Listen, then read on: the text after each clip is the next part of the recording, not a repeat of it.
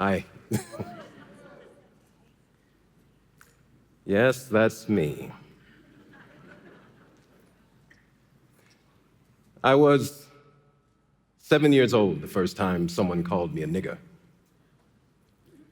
There on the South Florida school playground of my youth. It was said with a disquieting sense of authority and privilege, free of the irony or sly wit of black vernacular expressions, which quite often operate multivalently, meaning one thing in one context and something else in another. To the minds of some of my white classmates, it was a declarative statement, a branding, a blot, a summation of my worth. I had heard the word used before, mostly in the Roots miniseries that chronicles the lives of American writer Alex Haley's enslaved ancestors. My parents made my older brother and I watch it each night it aired in the fall of 1977, but that word had never been applied to me. And as my clenched fist split little Bobby's lip and bruised his cheek, I was filled with a deep and abiding sense of gratification that preserved my pride, but left my soul restless.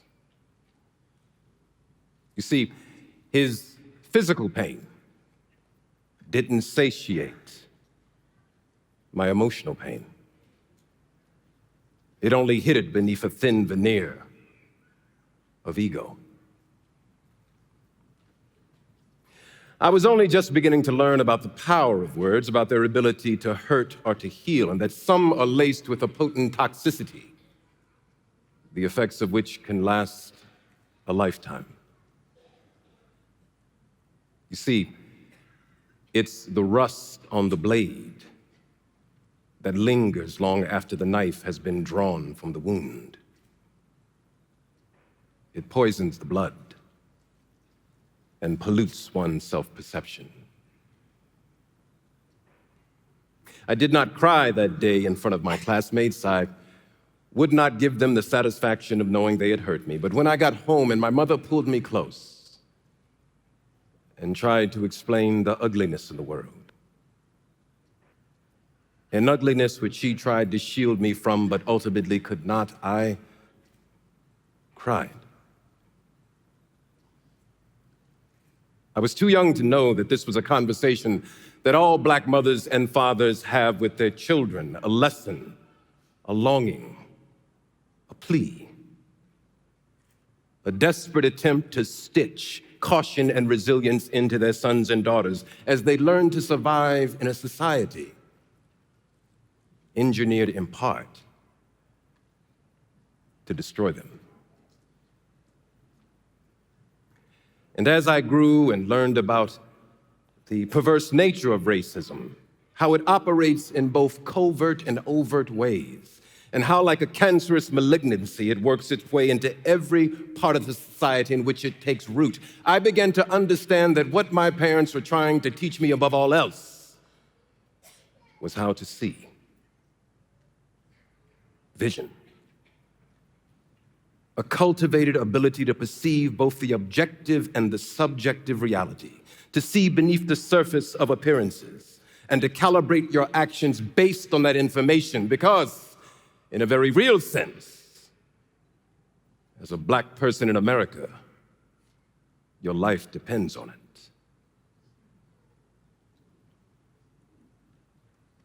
This realization was long before I ever heard the name Baha'u'llah or the Baha'i faith. Long before I understood that the faculty of sight represents a dual phenomenon, one outward and one inner. Long before I knew what Baha'u'llah meant when he said that the phenomenal world is a metaphor for the spiritual world.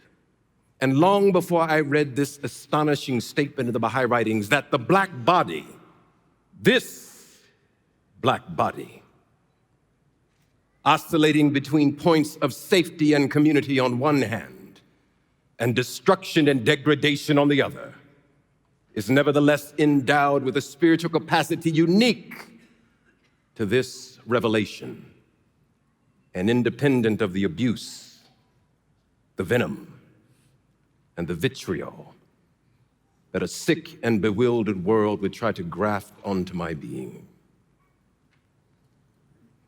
O thou who hast an illumined heart,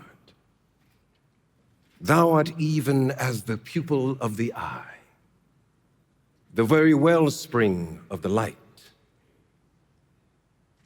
For God's loving rays have shed their light on your inmost being, and you have turned your face toward the threshold of your Lord. I had never heard of such a thing. In my formative years, when I was trying to craft a healthy sense of self, to combat the bigoted way the world saw me, I devoured the writings of leading black artists and intellectuals. I identified with the gritty realism of Richard Wright and James Baldwin. I appreciated the astute cultural observations of Zora Neale Hurston and the mournful and celebratory poetry of County Cullen, Claude McKay, and Langston Hughes. I, too, sing America. I am the darker brother. They send me to eat in the kitchen when company comes. But I laugh and eat well and grow strong. Tomorrow I'll be at the table when company comes. And no one will dare say eat in the kitchen then. Besides, they'll see how beautiful I am and be ashamed. I, too, am America.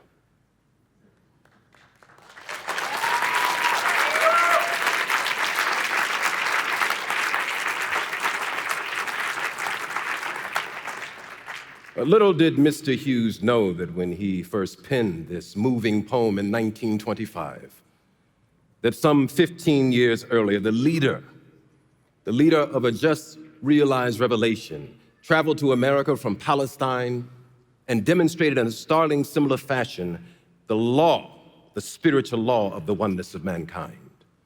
On April 23rd, 1912, Abdul-Baha upended the conventions of segregation by insisting that a black man named Louis Gregory, a distinguished graduate of Howard University Law School, occupy a seat of honor in the luncheon reception following his address at that same university at Washington, D.C.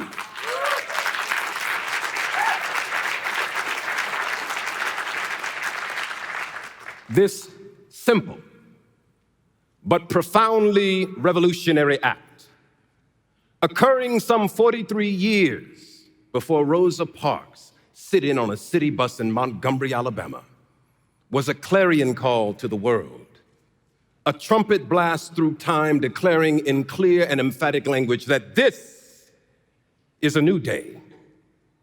In this day, every man, regardless of his complexion or social standing, every man and every woman has a seat at the table.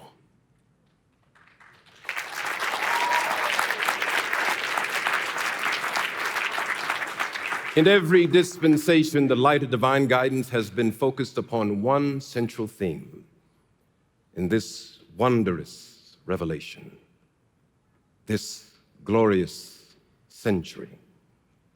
The foundation of the faith of God and the distinguishing feature of His law is the consciousness of the oneness of mankind.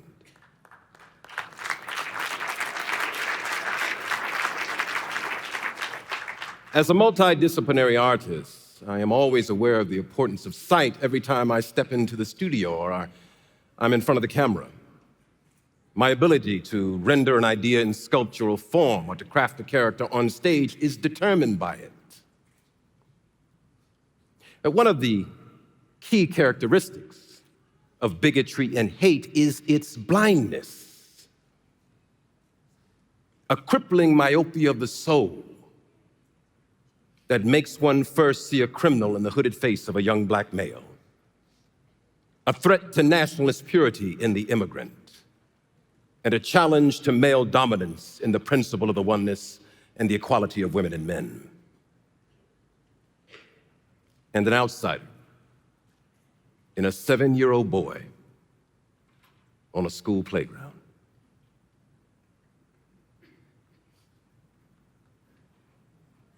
They whose hearts have been warmed by the energizing influence of God's creative love cherish his creatures for his sake and recognize in every human face a sign of his reflected glory.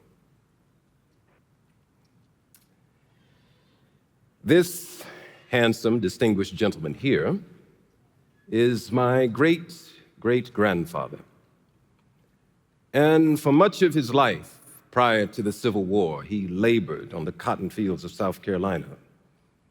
From sunrise to sunset, for free, with no monetary value to pass down to succeeding generations, multiplied across generations. This resulted in a wealth gap between the races of staggering proportions.